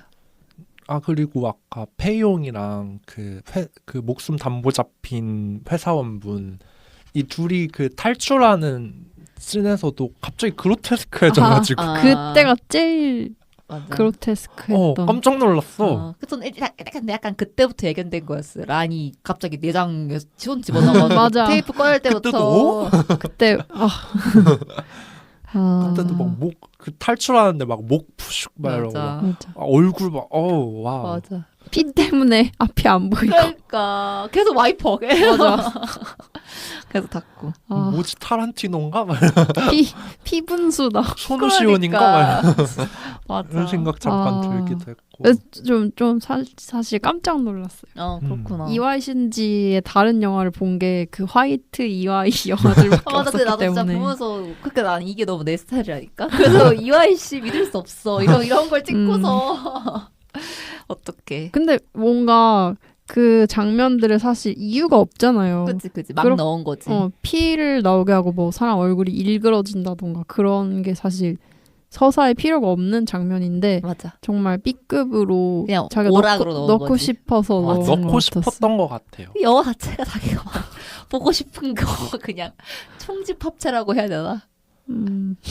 그리고 이거는 그러니까 캐릭터들의 연기라든지 아까 막 뭐 만화 캐릭터 같다는 얘기도 했는데 솔직히 배우들의 연기가 좀 요즘 톤은 아니잖아요. 막 특히 저는 느낀 게 그리코가 말하는 이런 거라든지 아니면은 그 그리코가 사실 여기 출신이라는 거를 고발한 그 분 있잖아요. 그 여성분 기자 찾아간 그분도 막 말하는 톤이 되게 막 만화스럽게 말한다 해야 되나? 요즘도 저런 식으로 말하는 사람이 있을까 싶은. 한국적이지 않은 거 아니야? 그냥? 그런가? 요즘 예전이 아니라 한국에서는 그렇게 막 표현되는 캐릭터 좀 적어서 일본에는 사실 많은 거 같아. 일본엔 있을까요? 좀 애니메이션적인. 막 뭐 남자애들도 막 건어야라 막 이런 느낌의. 근데 그건 요즘도 그럴걸? 그래요. 그럴 거라고 저 생각은 합니다. 제가 일본을 그렇게 잘 알지 못하나 봐요. 근데 이게 일본을 묘사해서 만든 영화가 아니고 그러니까 새로 만든 세계관이기 때문에 감독이 원하는 캐릭터를 그냥 넣은 것 같아요. 전 그런 연기 톤이 굉장히 신선했어요. 그렇죠. 근데 뭔가 온정이 하는 말 너무 잘 알겠어. 약간 온정이 뭐지? 이렇게 봤을 것 같아. 이 사람은 일생이 컨셉인가? 왜 저렇게 말하지? 했을 것 같아. 일생이 컨셉. 이 사람은 진짜다 약간 이런 느낌. 그래서 굉장히 신선했고 최근 뭐 미국 한국 영화만 보다가 이런 연기를 보니까 되게 신선했고 뭐 더 하고 싶으신 얘기 있나요? 있어요. 이 영화에서 좀 불필요한 노출신들에 대해서 일단은 생각난 장면이 아게아가 아편 골목에 의사한테 타투를 받는 장면인데 그때 상의를 탈의하고 나오는 거야 아게아가.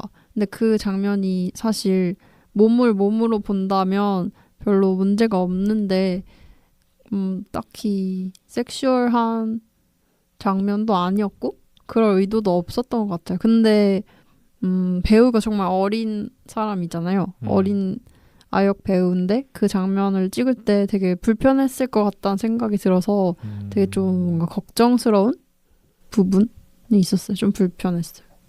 맞아.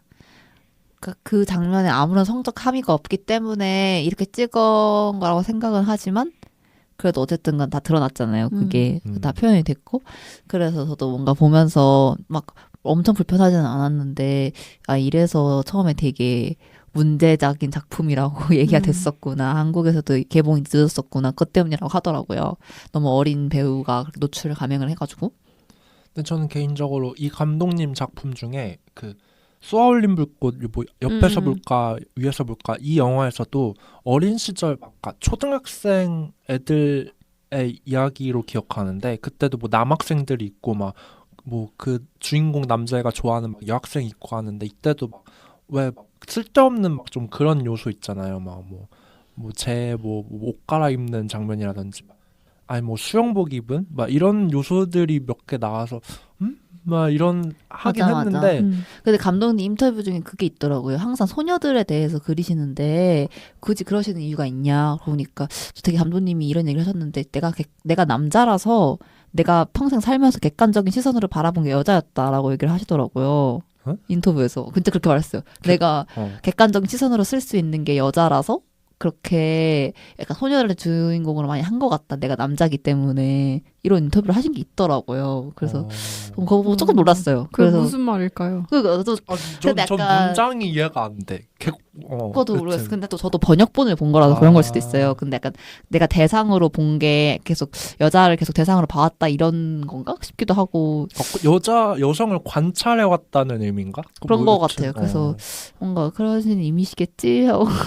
근데 그 인터뷰가 어떤 시기였나요?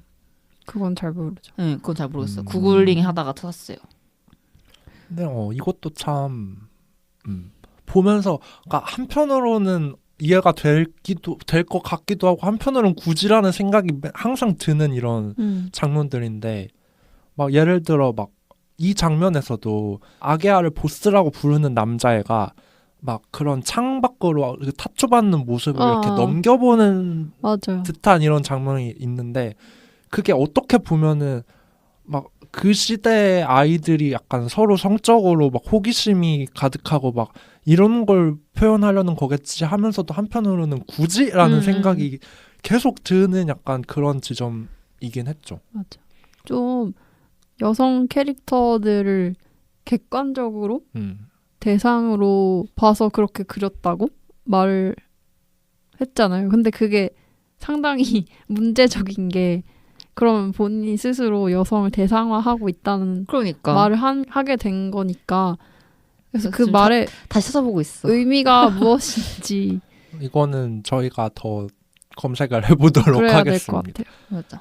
많은. 근데 뭐 여튼 그 장면으로만 봐서는 뭐 딱히 막 섹슈얼한 장면은 아니긴 했는데 여튼 충분히 그럴 수도 있다고 생각해요. 뭐 그리코라든지 아니면 초반부의 그 장례식 시신 장면이라든지도 막 여성의 나체가 굉장히 많이 나오긴 했거든요. 남성의 나체는 딱히 나오지는 않은 것 같은데. 근데 확실히 좀 여성 캐릭터를 잘 그린 영화들과는 많은 차이가 있는 것 같아요. 그런 사실 입체적인 여성 캐릭터가 나온 게 정말 얼마 되지 않았잖아요. 이 영화는 90년대 영화니까. 근데 그런 입체적인 캐릭터를 봤을 때 확실히 느껴지는 차이가 있잖아요. 그치. 그거는 한계로 지적을 해야 될 것 같아요. 지금의 저희가 봤을 때 좀 아쉽긴 했죠. 그치. 맞아. 그 시대에 어쩔 수 없는 그런 거라고 하지만 그래도 꼭 짚고 넘어가야 하는 그런 거인 것 같아. 그리고 저는 이 영화의 화질이라던가 화면의 느낌이 뭐 물론 한편으로는 아 이걸 블루레이로 보면 어떨까 싶기도 한데 한편으로는 그게 어울릴까? 근데 블루레이로 나오면 그 느낌은 살리되 화질 좋잖아요. 아, 그래서 그런가요? 엄청 좋을 것 같아요. 근데 저는 예를 들어 막 이 영화 속에서 막 먼지가 가득한 곳이라던가 목조 건물 안을 찍을 때 네. 그 막 먼지 자욱해서 막 다 뿌옇고 막 인물 얼굴도 잘 안 보이는 약간 이런 느낌도 이 영화에서 받은 큰 느낌 중에 하나라 가지고 그거를 너무 선명하게 봐버리면은 그 느낌이 들까라는 생각도 잠깐 해봤어요. 저는 사실 영화 보면서 햇빛 자연광을 되게 많이 쓰잖아요. 그치. 그 먼지 자욱한 것도 그렇고, 뭐 그 위조 지폐 만들 때 펜 돌아가는 게 계속 얼굴에 비치고 그거랑 또 뭐 타투 받을 때 햇빛이라든지 그런 것들이 그런 거 장면을 보면서 생각났던 영화가 고레에다 히로카즈 감독의 원더풀 라이프라는 영화였어요. 그때 빛이랑 되게 비슷하다. 뭔가 햇빛이긴 한데 좀 더 서늘한 햇빛 느낌? 그런 느낌을 잘 살리신 것 같아요. 빛하니까 생각난 건데 이 영화에서는 막 그렇게 밤 장면이 많이 나오진 않은 것 같아요. 그 이 감독님의 다른 작품인 릴리슈슈의 모든 것은 거의 대부분 밤이잖아요. 그래요? 맞아. 거의 대부분 밤 저녁해서 되게 항상 그냥 배경이 거의 어둡고 막 이런 느낌이었는데 뭔가 그것이랑도 좀 대비되는 것 같아서 재밌네요. 혹시 더 하고 싶으신 얘기 있나요? 다 한 것 같습니다. 그러면 자유 코너는 그거 해볼까요? 제가 리허설 때 말했던 거? 뭐 세계관에 대한 거? 아니면 그것도 그냥 가볍게 얘기만 해볼까요? 네. 저는 이 영화가 그래도 옌타운이라는 막 이런 상황을 만들어서 감독님만의 그래도 독자적인 세계관을 구축한 거잖아요. 그래서 이런 독자적인 세계관이 있는 영화들, 그러니까 현실 기반보다는 감독님이 이런 세계를 만들었고 이걸 저희에게 보여주고 싶어 한다는 그런 영화들이 또 따로 뭐가 있나 뭐 이런 것들도 얘기하면 재밌을 것 같다 생각했는데 뭐 아까도 말했던 뭐 블레이드 러너라던가 매드맥스 뭐 이런 것들도 아포칼립스 뭐 포스트 아포칼립스 뭐 이런 거 다룬 영화고 또 한국 영화로는 설국열차도 약간 빈곤이랑 이런 거랑 엮어서 떠오르기도 했어요. 약간 SF 어떻게 보면 썰레 호텔 버터플라이도 SF 영화로 부분이 될 수 있다고 생각을 해요. 아 그런가? 그죠? 약간 대체 역사로 새로운 역사를 쓴 거고 새로운 세계관에다가 새로운 이야기를 던져놓은 거기 때문에 이렇게 SF라고 나온 거라고 생각을 하는데 그래서 저는 항상 SF 영화를 볼 때 제일 재밌는 점이 그러니까 이거는 우리가 완전히 처음 보는 새로운 세계를 만들어 놓고 사실 거기에서 우리가 현재 세계 겪고 있는 이야기에 대해서 이야기하는 거잖아요. 그걸 어떻게 약간 낯설게 하기 방식으로 우리한테 새롭게 다가오게 하는 게 SF의 진짜 참맛이라고 생각을 맞아. 하는데 그래서 좋아하는 거고 그래서 약간 여기서도 그런 걸 볼 수 있어서 좋았어요. 저는 특히나 사실 좋아하는 SF 장르가 하드 SF인데 그 새로운 테크 맞아. 기술 같은 거를 엄청 섬세하게 묘사하면서 그런 새로운 기술이 등장했을 때 어떻게 사람들이 살아가는지 그런 걸 그리는데 우리가 상상할 수 없는 하지만 상상해보는 그런 세계 블랙미러 네 그런 그런 세계 안에서 여전히 사람들은 지금과 같이 맞아. 살고 있다는 것. 우리가 맞아. 충분히 상상할 수 있는 그런 악몽 같은 삶을 살고 있다는 걸 보여줘서 되게 좋아요. 맞아. 그러면은 뭔가 데뷔를 할 수 있을 것도 같고. 맞아. 그러니까 참 이런 것들이 재밌는 게 저는 그걸 생각해요. 기술은 진보하는데 사람은 진보하지 못해서 음. 기술 항상 따라잡지 못해서 사람의 진보 속도가 우리가 생각하는 사고관은 여기에 머물러 있는데 미래 세계가 도달한 거예요. 그럼 거기서 그때 우리가 어떻게 행동하냐에 따라서 오히려 지금 사회의 문제점이 더 극명하게 드러나고 지금 사회 사람들의 갈등이 더 극명하게 드러나고 그게 딱 바로 비로소 영화 같아지는 순간이고 그렇게 생각을 해서 맞아. SF 소설이나 영화가 재밌는 것 같아요. 저는 SF 그 영화 중에 이렇게 계급 갈등 요소라든지 거기다 또 아까 말씀하신 하드 SF 섞인 영화 중에 인타임이라고 있는데 저는 이 영화가 소재가 진짜 너무 감탄하고 나도. 모두 인정하시죠. 맞아. 그러니까 이게 인간의 수명 자체를 그냥 다 시간으로 다 환산해서 이게 돈 단위가 화폐 단위가 되는 거예요. 그치. 그래서 부자들은 계속 살 수 있고 막 가난한 사람들은 막 이 몇 안 되는 수명으로 막 어떻게 먹고 살려고 막 식료품을 사고 이런 내용인데 이 소재에 비해서 영화가 너무 아쉬워가지고 제발 이걸 누가 리메이크 해줬으면 좋겠어. 맞아. 너무 감탄하는 소재여가지고. 맞아. 그리고 심지어 그거 25살 그러니까요. 죽는 거잖아요. 돈이 없으면. 또 너무 그것도 떠오르기도 했고.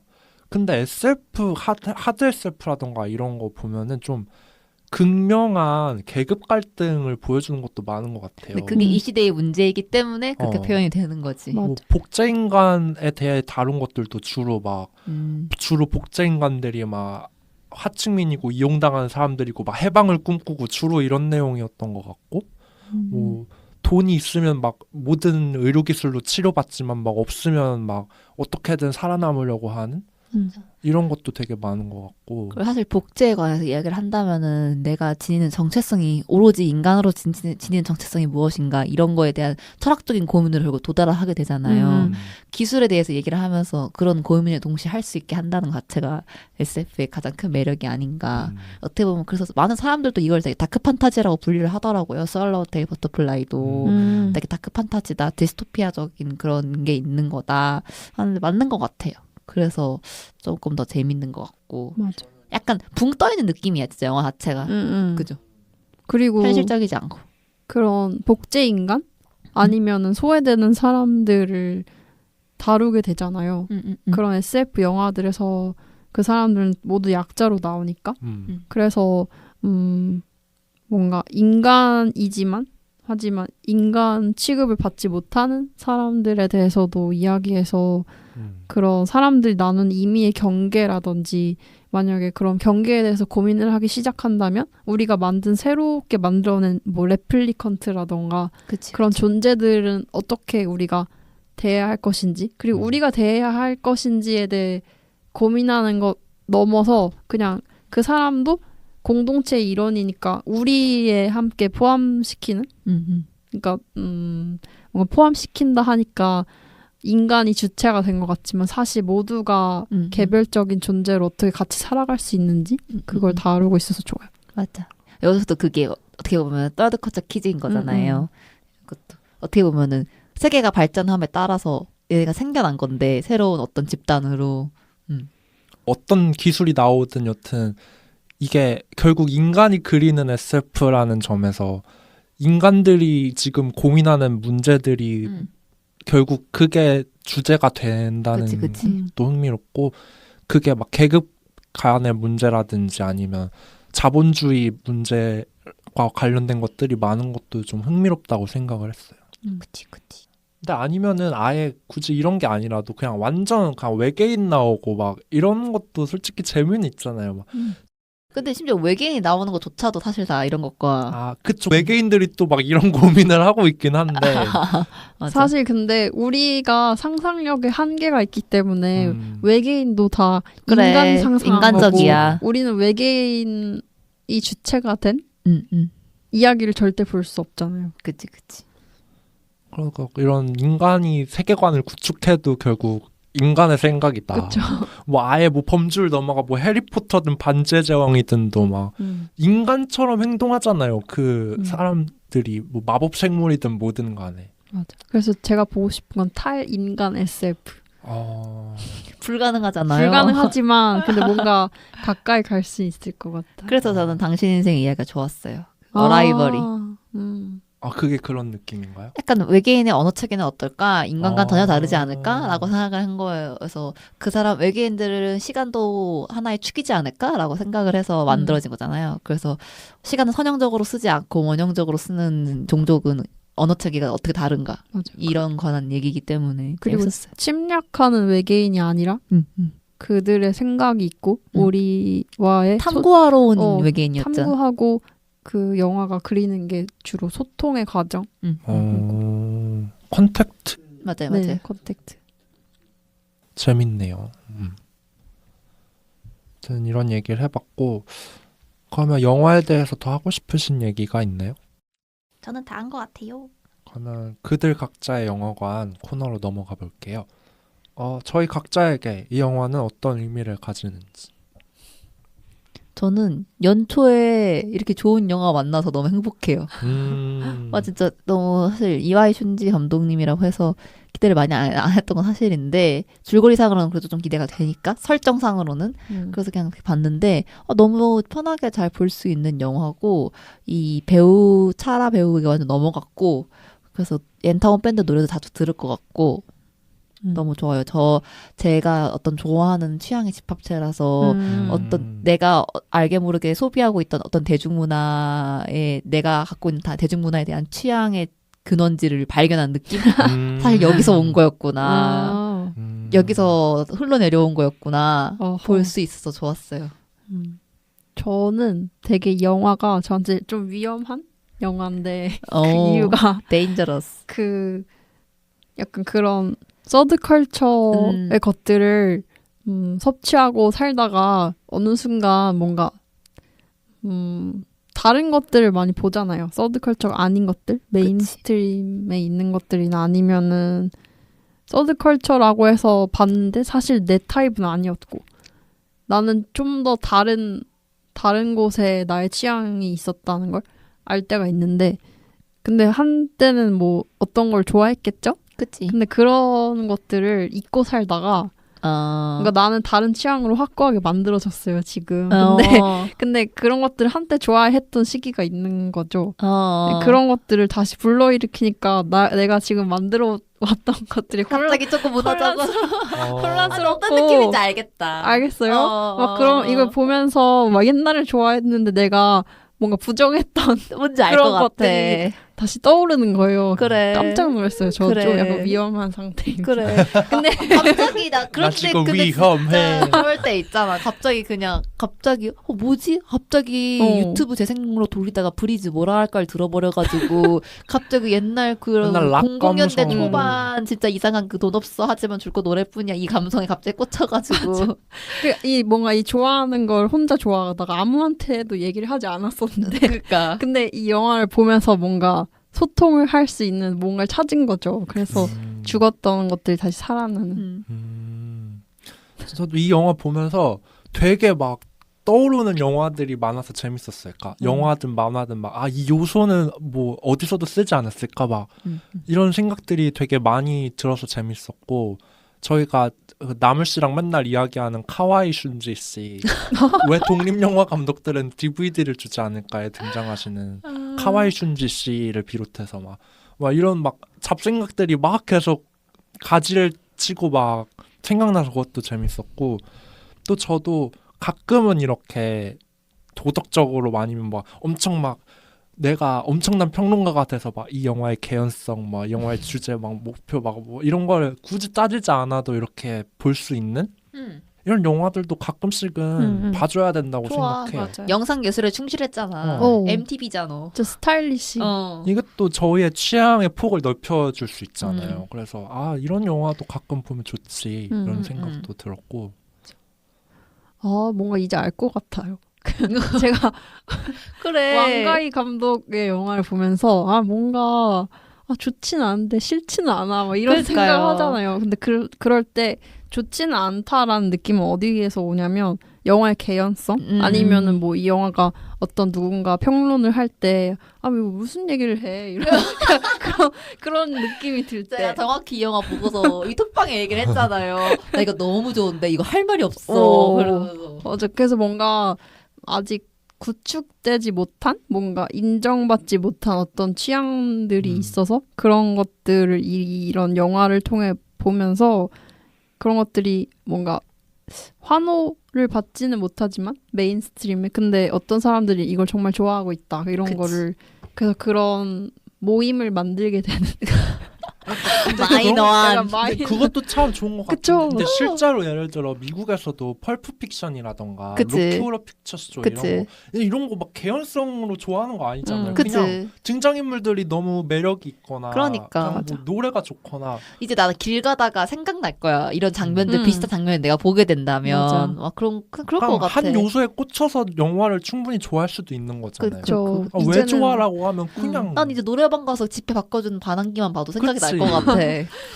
이제는 그런 욕망을 인정해야 할 때. 나는 이런 것도 좋아하는 사람이다. 맞아. 불량감 같은 거.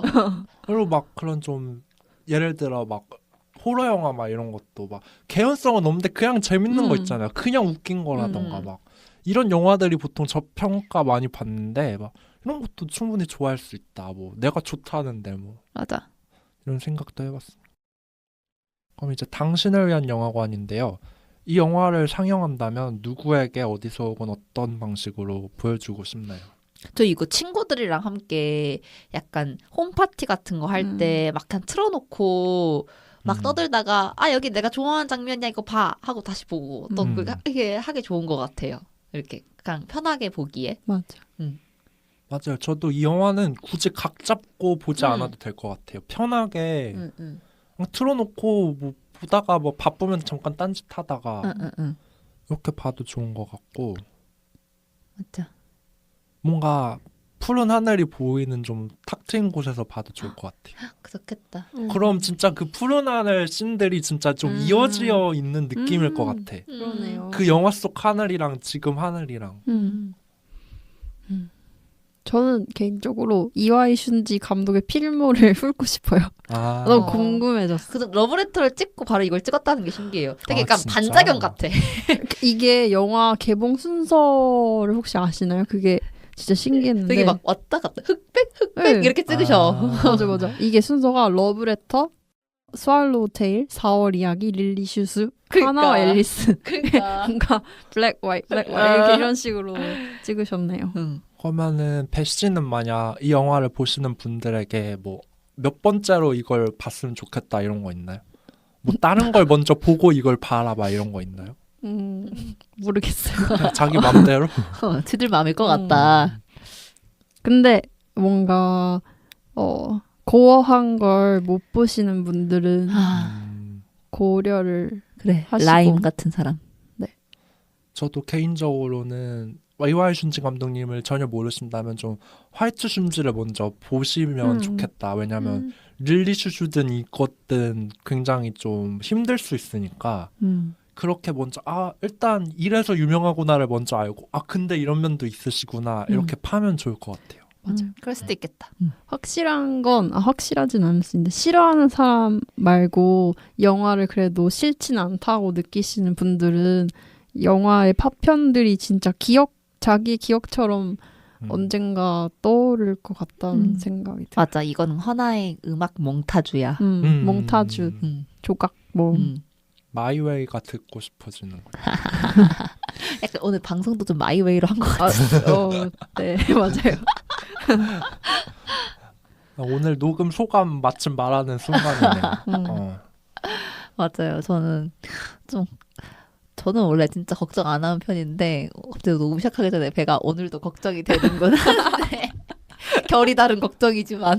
그리고 제가 정리를 해보려는데 정리가 안 되는 거예요. 맞아. 그또 내가 생각했던 것보다는 좋은 이야기를 많이 나눈 것 같아요. 맞아요. 그리고 제가 오늘 확실히 진짜 이게 팟캐스트가 너무 좋은 게 얘기를 하다 보면 서로 정리가 돼요. 머릿속에서. 네. 그래서 지금 저도 뭔가 마음이 정리가 된 것 같고 이 영화가 왜 좋은지 왜 조금 아쉬운 부분도 있는지 잘 정리가 돼서 지금 너무 좋습니다. 맞아. 저도 사실 영화를 보면서 스스로 부정하던 나를 긍정하게 되는 그런 영화였고 그런 거를 그 기분이 뭔지 잘 몰랐어요. 그러니까 느낌은 느끼는데 이게 어떤 이유로 이런 느낌을 느끼는 거지? 그런 생각을 하다가 얘기하면서 정리가 된 것 같아서 정말 개운하네요. 그러네. 저도 앞으로 약간 최근 들어 좀 심각한 영화를 본 것 같은데 약간 이런 영화들도 되게 유명한 것들 몇 개 찾아보고 싶다는 나 그런 생각이 언두 드네요. 보고 싶어. 저도. 언두가 초기작? 네, 네. 완전 초기작. 그래서 재밌었습니다. 그리고 개인적으로 뭔가 이게 온 2020년에 처음 방송이고 처음 영화인데 되게 뭔가 2020년의 느낌이 그려지는데 뭔가 팔 것 같은 느낌? 뭐라고? 뭔가 갑자기? 갑자기 그런 기분이 들었어요. 아닐 수도 있는데 그냥 약간 올해 좀 중고 매매를 많이 할 것 같다. 아니 그러니까 판다는 게 뭐 셀링 이런 게 아니고 디깅 이런 걸 그런 걸 할 것 같다고. 디깅 할 것 같다. 맞아. 그리고 전 좋은 게 이게 사실 90년대 말 어떤 되게 가장 혼란스러웠던 때를 마무리하면서 나온 영화잖아요. 네. 근데 우리가 지금 2010년대를 마무리하고 2020년대라는 새로운 때를 맞이하면서 이런 혼란스러운 영화를 봤다는 게 재밌는 것 같아요. 그러네요. 뭔가 1월 1일 하면 약간 애벌레 같기도 하고 이렇게 날짜 순으로 치면 재밌었네요. 갑자기 생각난 장면. 그 애벌레 가슴 쪽에 그려주잖아요. 처음에 그 애벌레 너무 귀엽지 않아요? 난 처음에 그래서 당구를 그리나? 그래서 뭔 동그라미 그리지? 이랬는데. 넌 애벌레야. 넌 어리니까 애벌레야. 재밌었습니다. 네, 그럼 클로징 멘트 해주세요. 상영이 끝났으니 계단 조심하셔서 천천히 나가주시기 바랍니다. 다음 영화도 기대해주세요. 안녕. 안녕. 새해 복 많이 받으세요. 새해 복 많이 많이 받으세요. 받으세요.